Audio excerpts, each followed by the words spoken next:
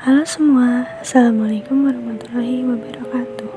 Saya Putri Salma Mampiwali dari Prodi Administrasi Bisnis A, Institut Manajemen Wiatri Indonesia. Di sini saya akan menjelaskan materi tentang pasar modal dari mata kuliah Lembaga Keuangan dan Pasar Modal dengan dosen pengampu Pak Ulfi Sandi Yuda, SAK MSI. Kita langsung masuk saja ke materi pertamanya.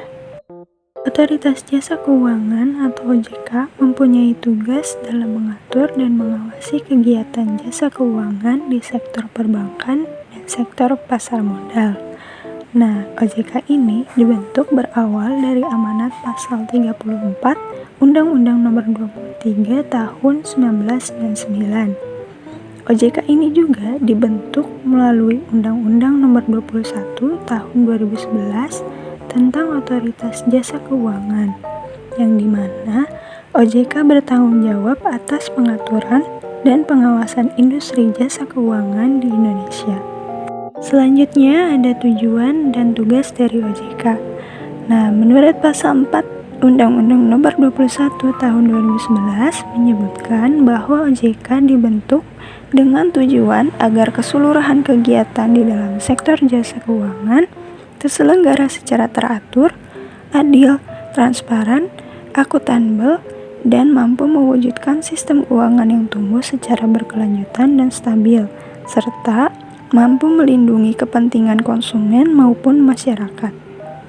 Tugas OJK berfungsi menyelenggarakan sistem pengaturan dan pengawasan yang terintegrasi terhadap keseluruhan kegiatan di dalam sektor jasa keuangan yang sudah disebutkan pada pasal 5 Undang-Undang Nomor 21 Tahun 2011. Disebutkan juga pada pasal 6 Undang-Undang Nomor 21 Tahun 2011, tugas utama OJK melakukan pengaturan dan pengawasan terhadap yang ke-1, kegiatan jasa keuangan di sektor perbankan, 2, kegiatan jasa keuangan di sektor pasar modal, dan yang ketiga, kegiatan jasa keuangan di sektor perasuransian, dana pensiun, lembaga pembiayaan, dan lembaga jasa keuangan lainnya. Nah, sekarang kita masuk ke materi pasar modal. Pasar modal di sini merupakan tempat bertemunya pihak yang membutuhkan dana jangka panjang dengan pihak yang membutuhkan sarana investasi. Beberapa produk pasar modal seperti saham, obligasi, reksadana, dan produk lainnya. Pasar modal dibagi menjadi dua jenis, yaitu pasar primer dan pasar sekunder. Pasar primer di mana tempat pertama kalinya saham ditawarkan kepada masyarakat atau dikenal dengan go public atau initial public offering (IPO). Nah, kalau pasar sekunder berupa kelanjutan dari pasar primer yang mempertemukan antara investor dengan investor melalui lelang berkelanjutan atau continuous auction. Selanjutnya, terdapat klasifikasi produk pasar modal yang secara umum dibagi menjadi dua. Yang pertama, investasi secara langsung seperti saham dan obligasi. Kemudian yang kedua, investasi tidak langsung seperti reksadana. Langsung saja kita masuk ke produk pasar modal investasi langsung. Yang pertama, ada saham. Sebagai tanda penyertaan modal seseorang atau badan usaha pada suatu perusahaan.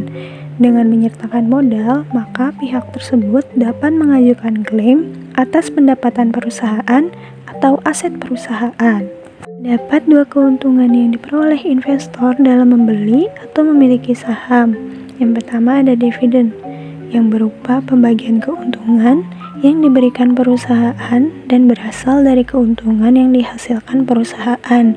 Dividen ini diberikan setelah mendapat persetujuan dari pemegang saham dalam RUPS. Kemudian yang kedua ada capital gain, merupakan selisih antara harga beli dan harga jual. Keuntungan ini terbentuk dengan adanya aktivitas perdagangan saham di pasar sekunder. Selain keuntungan dalam memiliki atau membeli saham, tentunya akan memiliki risiko, diantaranya seperti capital loss, kondisi di mana investor menjual saham lebih rendah dari harga belinya. Yang kedua, resiko likuiditas. Terjadi ketika perusahaan dinyatakan bangkrut oleh pengadilan atau perusahaan dibubarkan. Hak klaim dan pemegang saham mendapat prioritas terakhir setelah seluruh kewajiban perusahaan dapat dilunasi. Produk pasar modal investasi langsung selanjutnya yaitu ada obligasi, surat utang jangka menengah maupun jangka panjang yang diperjualbelikan. Obligasi diterbitkan oleh perusahaan yang memberikan pinjaman dengan nominal dan waktu jatuh tempo tertentu. Jenis-jenis obligasi pada umumnya ada 3, yaitu obligasi pemerintah, obligasi korporasi, obligasi retail. Nah, obligasi pemerintah yaitu obligasi dalam bentuk surat utang negara yang diterbitkan oleh pemerintah Republik Indonesia. Kemudian, obligasi korporasi yaitu obligasi berupa surat utang yang diterbitkan oleh korporasi Indonesia baik BUMN. Nah, yang terakhir obligasi retail yang diterbitkan oleh pemerintah yang dijual kepada individu atau perseorangan melalui agen penjual yang ditunjuk oleh pemerintah. Nah, produk pasar modal selanjutnya investasi tidak langsung berupa reksadana. Menurut Undang-Undang Pasar Modal Nomor 8 Tahun 1995, reksadana merupakan wadah untuk menghimpun dana dari masyarakat pemodal yang selanjutnya diinvestasikan kembali ke dalam portofolio efek oleh manajer investasi. Pada umumnya, reksadana memiliki waktu jatuh tempo berkisaran 1 hingga 5 tahun lamanya. Berbeda dengan harga saham yang dinyatakan dalam bentuk mata uang, harga obligasi dinyatakan dalam persentase, yaitu persentase dari nilai nominal. Selanjutnya ada kebijakan makroprudensial dan kebijakan mikroprudensial yang berkaitan dengan pasar modal dan pengawasan sistem keuangan yang ada di Indonesia.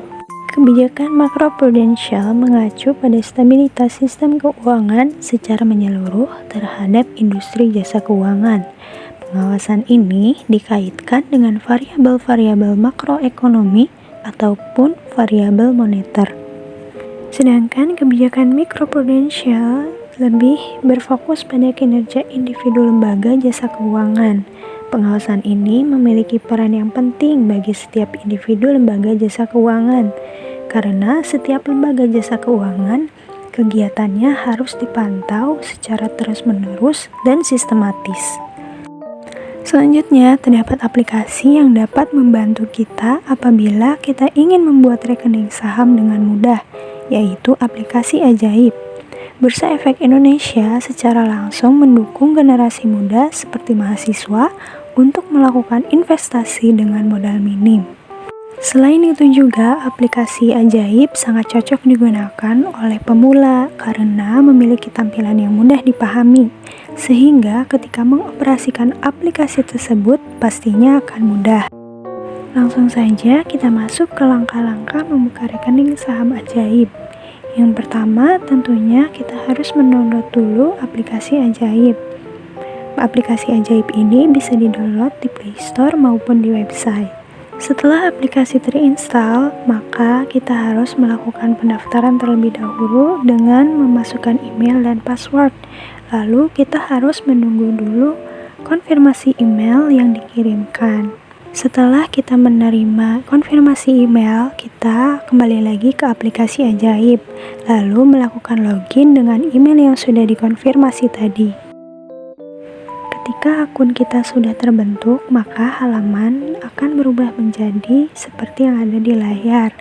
Nah, kita tinggal memilih buka akun saham. Kita bisa memilih investasinya berupa saham atau reksadana.